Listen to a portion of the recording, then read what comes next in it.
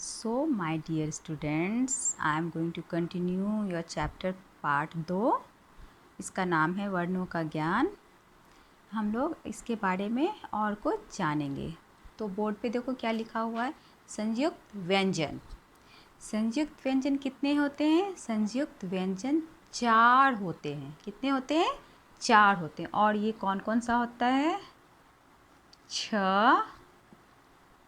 त्र, ज्ञ और श्र। छ, त्र, ज्ञ और श्र। अब हम लोग जानेंगे कि ये एक्चुअली में स्वर और व्यंजन होते क्या हैं। तो स्वर, ये जो स्वर है, स्वर वे वर्ण हैं। वर्ण का मतलब, वर्ण को हम लोग अक्षर भी बोलते हैं। स्वर वे वर्ण हैं, वे अक्षर हैं जिनको बोलने में किसी दूसरे वर्ण की मदद नहीं लेनी पड़ती है। इसका मतलब क्या हुआ?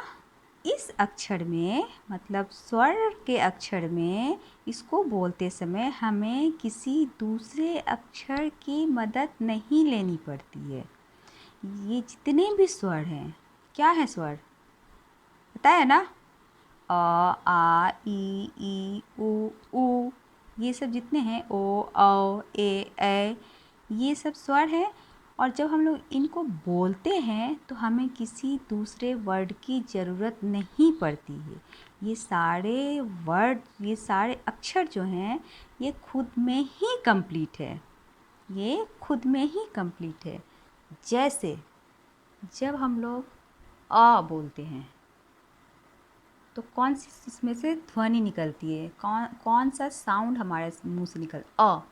ये जो है यही हमारे मुंह से निकलता है। ये है आ। इसमें हमारे मुंह से कौन सा साउंड निकलता है? आ।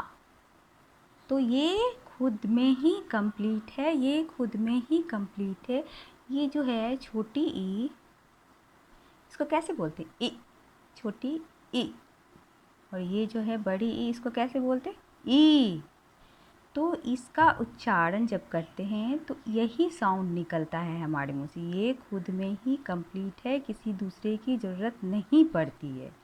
मतलब इससे क साउंड नहीं निकलता है, इससे आ साउंड नहीं निकलता है, इससे बड़ी ई साउंड नहीं निकलता है, इससे म साउंड नहीं निकलता है। ये जितने भी स्वर हैं, अ, आ, ई, उ, ए, ओ, ये खुद में ही कंप्लीट है।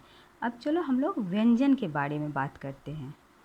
व्यंजन वे वर्ण हैं, मतलब वे अक्षर हैं जिनको बोलने के लिए स्वरों की मदद लेनी पड़ती है। मतलब जब हम ये व्यंजन को बोलते हैं तो हमें स्वरों की मदद की ज़रूरत पड़ती है।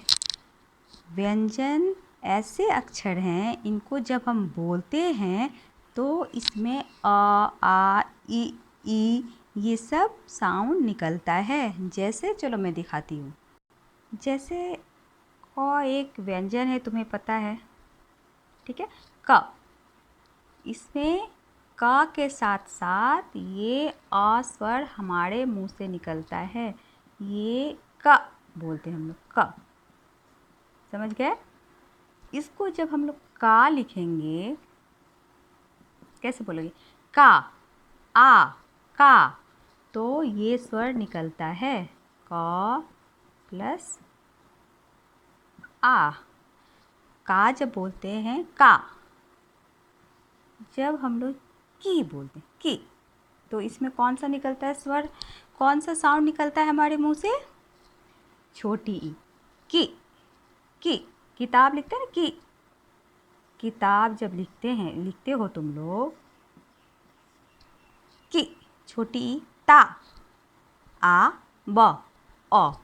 तो जब भी हम व्यंजन अपने मुंह से बोलते हैं, कोई भी व्यंजन, तो इसमें स्वर की सहायता की ज़रूरत पड़ती है। ये खुद में कंप्लीट नहीं है, स्वर खुद में ही कंप्लीट है। इसमें किसी भी दूसरे शब्दों, अक्षरों की ज़रूरत नहीं पड़ती है, लेकिन इसमें हमेशा स्वर की ज़रूरत पड़ती है।